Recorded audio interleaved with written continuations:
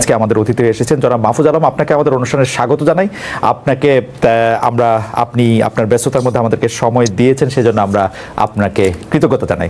আপনাকে আসলে প্রশ্ন করার আগে আপনাকে আমি বলে রাখি যে আপনাকে নিয়ে কিন্তু অনেক রকম কৌতূহল নিয়ে আসলে অনেক বেশি কৌতূহল থাকা শুরু হয়েছে, আপনি নিশ্চয়ই জানেন। তারপরও আপনার জন্য একটু বলছি যে the man in the middle is Mahfuz Abdullah. You can say he was a brains behind the student revolution. তো ব্রেইন বা ডক্টর ইউনুস এই জাতিসংঘে এসে আপনাকে যেভাবে পরিচয় করে দিয়ে থাকুক না কেন, সেটা এটা বা মানে উনি একটা শব্দ বলেছিলেন মাস্টার মাইন্ড।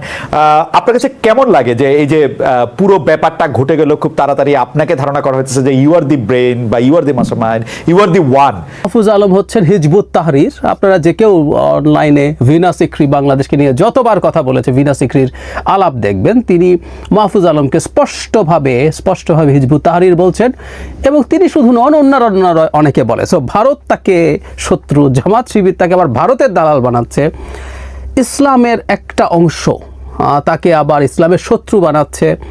মানে এক অদ্ভুত সিচুয়েশন তাকে নিয়ে।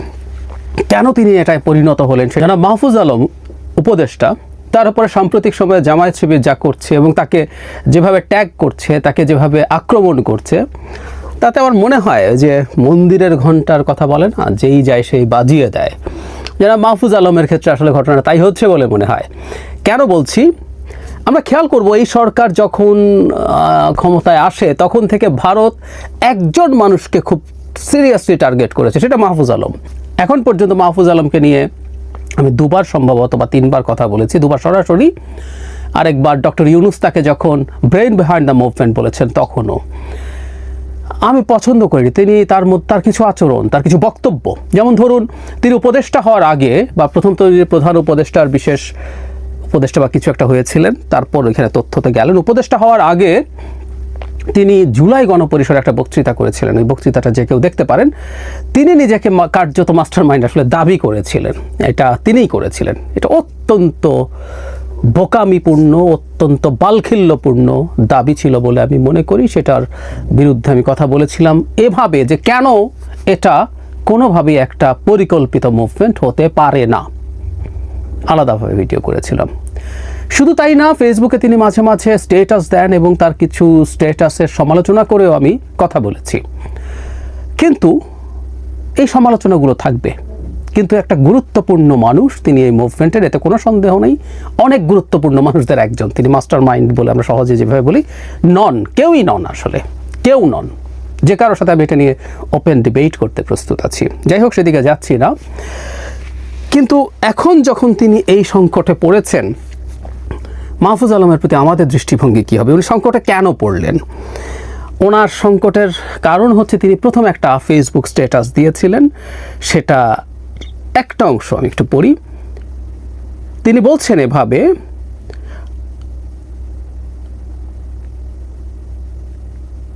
একাত্তরের প্রশ্ন মীমাংসা করতেই হবে, যুদ্ধাপরাধের সহযোগীদের ক্ষমা চাইতে হবে, বাংলাদেশে রাজনীতি করতে হলে পাকিস্তান পন্থা বাদ দিতে হবে, পাকিস্তান এদেশে গণহত্যা চালিয়েছে, সহযোগীদের ইনিয়ে বিনিয়ে গণহত্যার পক্ষে বয়ান উৎপাদন বন্ধ করতে হবে, জুলাইয়ের শক্তির মধ্যে ঢুকে স্যাবোটাজ করা বন্ধ করতে হবে, সাফ দিলে আসতে হবে।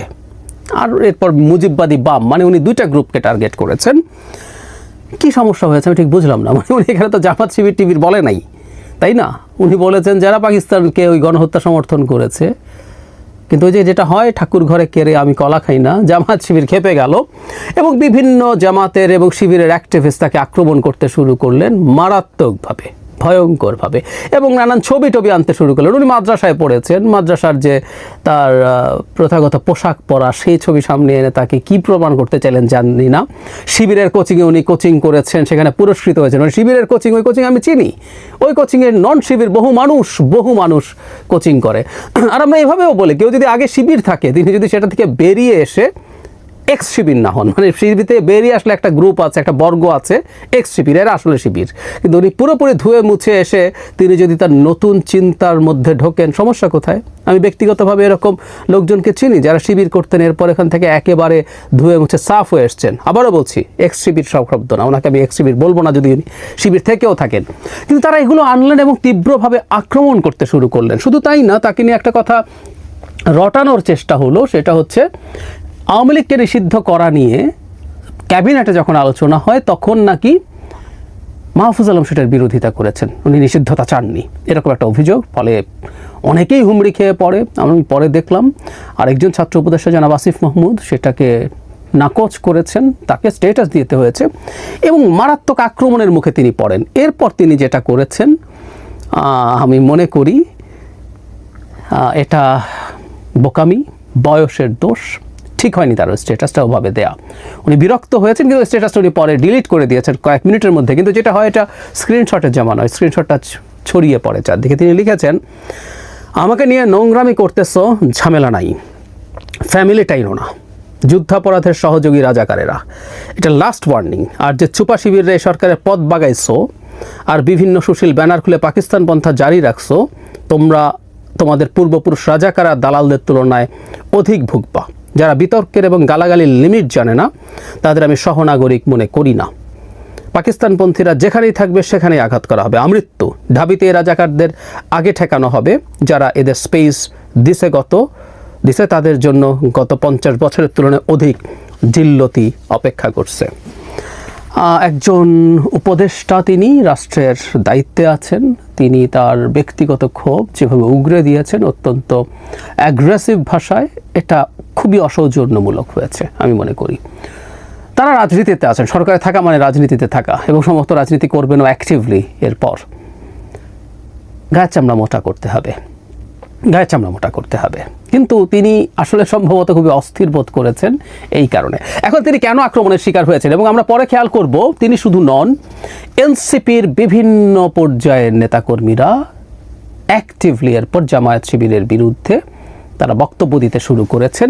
শুধু সেটা না, এখানে একটা গুরুত্বপূর্ণ ইস্যু আছে, সেটা আমি আলাদাভাবে কথা বলতে চাই। শাহবাগে যে একত্রিত হয়েছিলেন সেই ব্যাপারে এনসিপি নিজে একটা আলাদা স্টেটমেন্ট দিয়ে তাদের অবস্থান ব্যাখ্যা করেছে।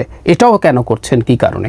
মাহফুজ আলম আসলে অ্যাটাকড হয়েছেন ওটার একটা অংশ হিসেবে, কারণ মাহফুজ আলম শিবিরকে, বিশেষ করে ৭১কে যখন আলাদা করে ডিফাইন করতে বলছেন, ওটাকে আলাদাভাবে নেগোশিয়েট করতে বলছেন, এবং তিনি পাকিস্তানের গণহত্যা সমর্থনকারীদের ক্ষমা চাইতে বলেছেন। আমি ক্ষমাটা মানাতো, যদি কেউ ফৌজদারি অপরাধ করে থাকে তাদেরকে তো আসলে ক্ষমা চাইলেও হবে না, তাদের ফৌজদারি অপরাধের জন্য বিচার হতে হবে। ফৌজদারি অপরাধ কখনো তামাদি হয় না, তাই না?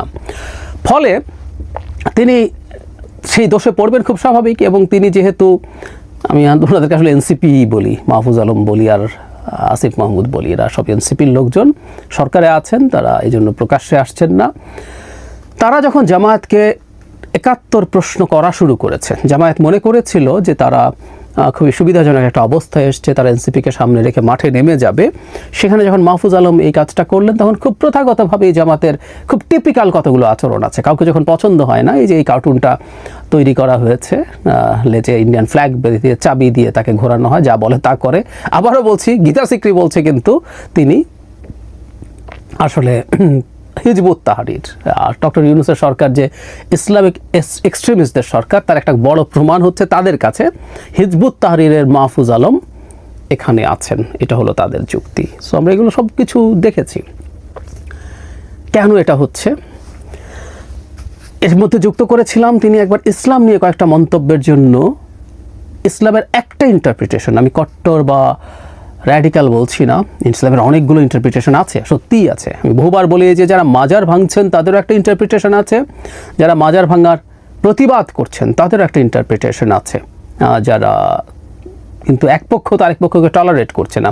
ফলে মাহফুজ আলম যখন বিভিন্ন ইন্টারপ্রিটেশনের আলাপ আনছেন, তখন এক ইন্টারপ্রিটেশনের মানুষ আবার তার বিরুদ্ধে ক্ষুব্ধ হয়ে গেছেন।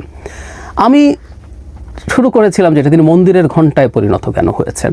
আমি সোফার যা দেখছি, মাহফুজ আলমের চিন্তা নিয়ে কেউ প্রশ্ন করতে পারেন, চিন্তাকে ভুল বা সঠিক কেউ বলতে পারেন, কিন্তু তিনি একটা নির্দিষ্ট চিন্তার মানুষ এবং তিনি সেটা প্রকাশ করছেন সাহসিকতার সাথে, কখনো কখনো ইম্যাচিওর্ড ওয়েতে করছেন। তিনি ক্ষমতায় থেকে, দায়িত্বে থেকে, সরকারে থেকে এটা পারেন কিনা এই প্রশ্নগুলো আসতে হবে। কিন্তু তিনি এই যে এনসিপি একটা আলাপ করছিল যে তারা একটা মধ্যপন্থার কথা বলে, আমি ধারণা করি মাহফুজ আলম চেষ্টা করছেন এই মধ্যপন্থাটাকে আপহোল্ড করতে। এই আপহোল্ড করা, মধ্যপন্থার সংকটই এটা। র্যাডিক্যাল রাইটরা চাইবে তাদের দিকে যাও, তুমি আমার মতো করে কেন বলছো না, র্যাডিক্যাল লেফটরা চাইবে তুমি আমার মতো করে কেন বলছো না, ফলে তিনি সব পক্ষেরই আক্রমণের শিকার হওয়ার সম্ভাবনা থাকে। তিনি সেই ঘটনাই করেছেন এবং জামায়াতের সাথে আসলে তিনি একটা খুব গুরুত্বপূর্ণ জায়গায় ময়দানে নেমে গেছেন এবং এই ময়দানে নেমে যাওয়াটাই তার, আমি সরি এটা টেকনিক্যালি ঠিক না, এনসিপিকে তার দল বলা ঠিক হবে না, কিন্তু এনসিপির সাথেও সেই সংঘাতটাকে সামনে এগিয়ে আনা হয়েছে। জামায়াত তার ৭১ নিয়ে যে কোনো কিছু যখনই সামনে আসবে সে অস্থির হবে, তার মাথা নষ্ট হবে, সে সেটাই করতে গেছে জনাব মাহফুজ আলমের সাথে। আমরা মাহফুজ আলমের সমালোচনা করি, দীর্ঘদিন থেকে করেছি, যখন তিনি সমস্যা করেছেন বলে মনে হয়, এবং আমি তার কথা, তার অ্যাটিটিউডের মধ্যে এক ধরনের অ্যারোগেন্স দেখি।